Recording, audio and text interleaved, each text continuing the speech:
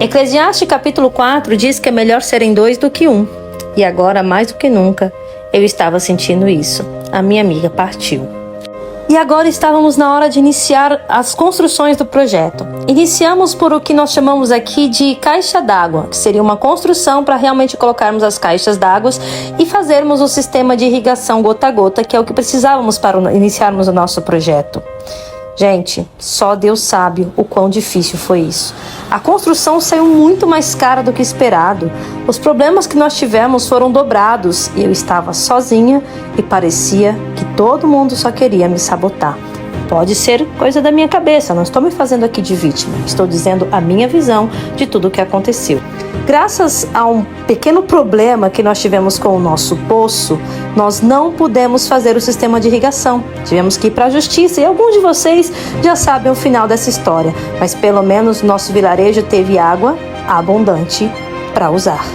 As decepções elas começaram a ser maiores dia após dia. E com isso eu me voltei muito mais para o ministério infantil. Eu agora me focava exclusivamente para crianças, para trabalhar neles a mentalidade, o físico e o espiritual. Eu ganhei muito com isso. Aprendi horrores e tenho certeza que eu não fui a única que aprendi com tudo isso. Foram festas típicas, desenhos, bricolagem, jogos, semana de oração, classes bíblicas e muitas outras atividades desenvolvidas com as crianças. Eles, além de se apegarem muito mais a mim, me deixaram muito mais apegada a eles. Eu acho que vocês podem imaginar isso. Eu tentei, de alguma outra forma, estar mais ativa nas redes sociais. Eu tentei focar em outro mundo que não fosse o daqui, pois olhar para algumas pessoas me machucavam muito. Eu tentava olhar para aquilo que era bom, para aquilo que era saudável, mas parece que cada vez ficava mais difícil me manter nesse lugar. Existe uma frase que diz que o conhecimento sem colocá-lo em prática não vale de nada. Mas o conhecimento colocado em prática se chama sabedoria. Eu já estava estudando há muito tempo sobre desenvolvimento pessoal, desde a última depressão que eu tinha tido. E agora estava na hora de começar a colocar em prática tudo aquilo que eu havia aprendido. Foram momentos de decisões. E eu sabia que isso geraria alguns desconfortos nas pessoas, mas eu precisava começar a olhar para mim e entender que o quanto mais baixo eu fosse, mais difícil eu iria fazer o propósito de Deus se cumprir na minha vida aqui nessa terra. A vida missionária muitas vezes é pintada como flores. E quando a gente volta do campo, a gente só se foca naquilo que foi bom. E muitas pessoas vão para o campo missionário com uma ideia oposta àquilo que é, levando muitas pessoas que já estão doentes emocionalmente a ficarem cada vez pior. Esses vídeos eu tentei conscientizar vocês um pouquinho do que é o campo missionário. Não estou aqui para me fazer de vítima ou de coitada, porque graças a Deus eu estou tendo conhecimento suficiente para não estar nesse papel. Mas muitos amigos que ainda estão no campo não conhecem o que eu conheço hoje. E o preço que eles estão pagando por isso pode tirar o bem mais precioso que eles têm, que é a vida eterna.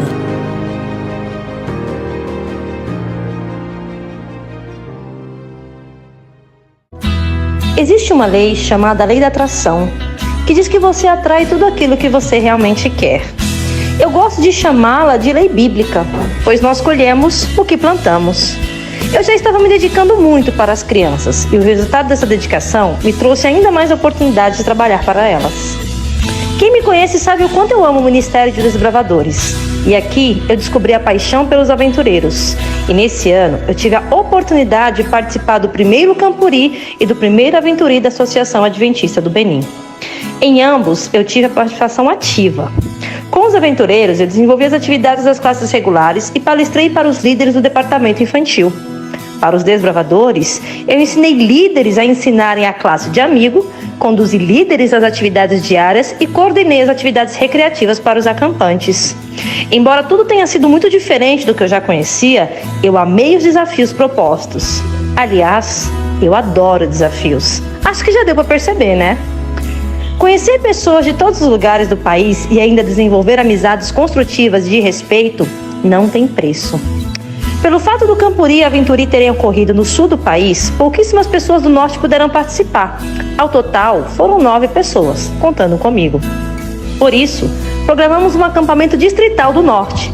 E adivinha quem coordenou tudo? Pois é, euzinha aqui.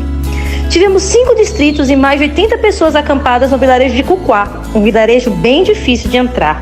Fizemos várias atividades interessantes com as crianças e com a comunidade. Houve sensibilização sobre higiene, orientação e limpeza de feridas, jogos pedagógicos com as comunidades, além das noites de reflexão, dança e partilha do alimento. Voltei desse acampamento com muita história legal para contar, como se já não bastasse as que já tenho. Como se não bastasse 3 acampamentos grandes em um só ano, ainda tivemos 2 grandes investiduras de aventureiros, uma em Bucumbê e outra em Natitengu. Foi muito gratificante para mim ver cada uma daquelas crianças de 4 a 9 anos dando uma verdadeira aula para a igreja e demonstrando todo o aprendizado que elas haviam tido naquele último ano. Investi-las nas especialidades foi um marco de merecimento para elas e para mim, que também fui investida na primeira classe regular dos aventureiros, Petit Agneau, que nós não temos essa classe no Brasil. Os pais ficaram maravilhados ao ver seus pequeninos tão desenvoltos em meio a eles e falando com autoridade de temas tão marcantes como honestidade, gratidão e salvação. Ah, coisas assim não têm preço. Neste ano, também pude contar com o apoio de uma médica missionária brasileira chamada Isabelle. A Isa foi fundamental na minha vida naquele momento. Ela me ajudou a encontrar o meu valor em Cristo e em mim. Além de doutora talentosa e amiga dedicada, ela também mostrou que não brinca em serviço. Enquanto eu levantava o Clube de Aventureiros de Bucumbê, ela fazia o mesmo em Natitengu, onde pude contribuir com materiais e visitas, além de uma investidura marcante para aquela igreja. Realmente, trabalhar com crianças é bem cansativo, mas também um grande prazer. Jesus disse certa vez: "Deixai vir a mim os pequeninos, porque deles é o reino dos céus." Quando nós trabalhamos com as crianças, nós aprendemos muito mais sobre o reino dos céus, pureza e humanidade. Aprendemos a amar de forma desinteressada e alegre, o que nos torna seres humanos diferenciados neste mundo. Olhar para uma criança já faz a diferença em nossa vida. Olhar para uma criança com um senso de missão nos traz esperança de um novo amanhã. E esse é o grande legado que deixo aqui no Benin: esperança de um novo amanhã.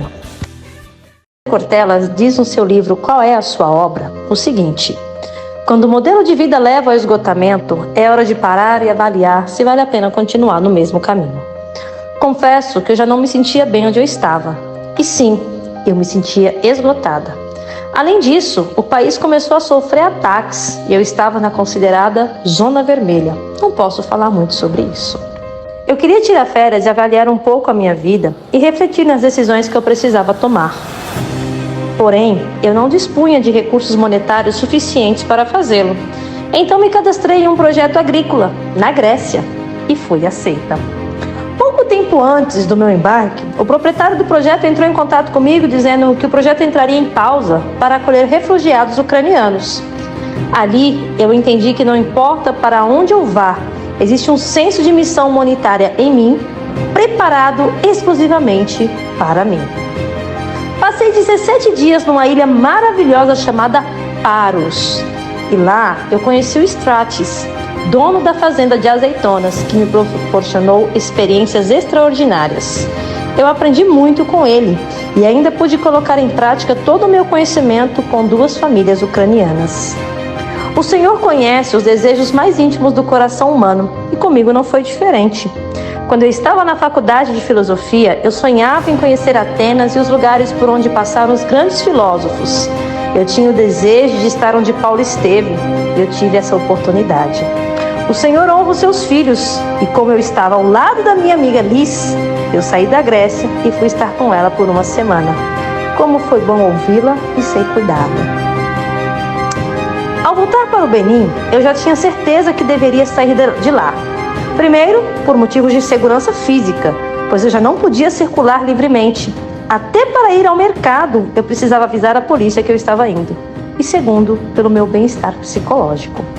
Eu me mudei para Natitengu, a cidade em que estive nos anos de 2017 e 2018. Acreditei que as sensações e medos mudariam. Enganei-me. Mais uma vez, tive que lidar com uma despedida.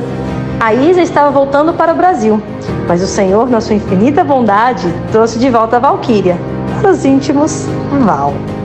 E fizemos a despedida da Isa em Gran Popô, um lugar onde vemos a mão de Deus em cada detalhe. Agora era hora de voltar para a nova casa e definir os próximos passos. Quantas pessoas veem as nossas fotos e nos criticam por estarmos, entre aspas, ostentando em lugares turísticos e caros? Eu já recebi várias críticas por causa disso. E o que me chama a atenção é que elas falam das fotos que vêm e não reconhecem o que fazemos, deixando-nos a impressão de que não merecemos viver coisas boas nessa vida. Mais uma vez, esse é o preço que muitas vezes temos que pagar.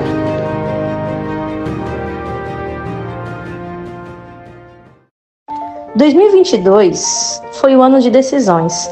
E como de costume, o trabalho nunca acaba quando se trata da minha pessoa. Esse ano foi o que eu mais viajei, porém 90% foi a trabalho.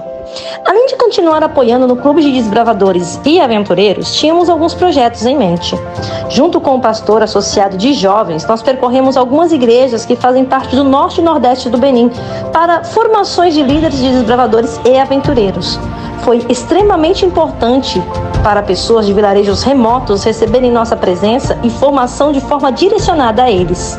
Ainda hoje, maio de 2023, enquanto gravo esse vídeo, estamos recebendo ótimas notícias do desenvolvimento por causa do trabalho que fizemos lá.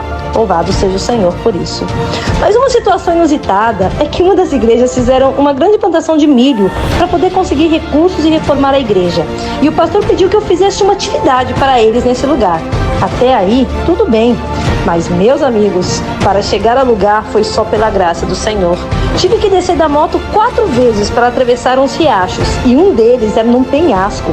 Olha que de caminho complicado eu entendo, mas aquele, confesso que ficou para a história. Na igreja local, tivemos vários tipos de formações e uma das mais marcantes foram as aulas sobre o santuário. Quanta riqueza houve naquele momento!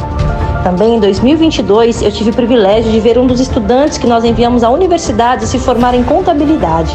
O primeiro de alguns. Só quem esteve ao lado do Gilbert é que pode testemunhar o quão difícil foi para ele chegar ali. E não é só isso. O exemplo dele inspirou vários jovens da igreja a não desistirem dos seus estudos. Terminamos o ano com saquinhos de Natal para as crianças do vilarejo. Reparem que não há papel de presente aqui e tudo é em sacolinhas pretas. Eu dei o meu melhor para que eles se sentissem amados e vistos. Infelizmente, eu não pude ir entregar, o que me deixou muito triste, por isso acabei não tendo fotos. Ao longo do ano, foram várias formações e direcionamentos, o que proporcionou oportunidades de crescimento em cada lugar que passamos, sabe?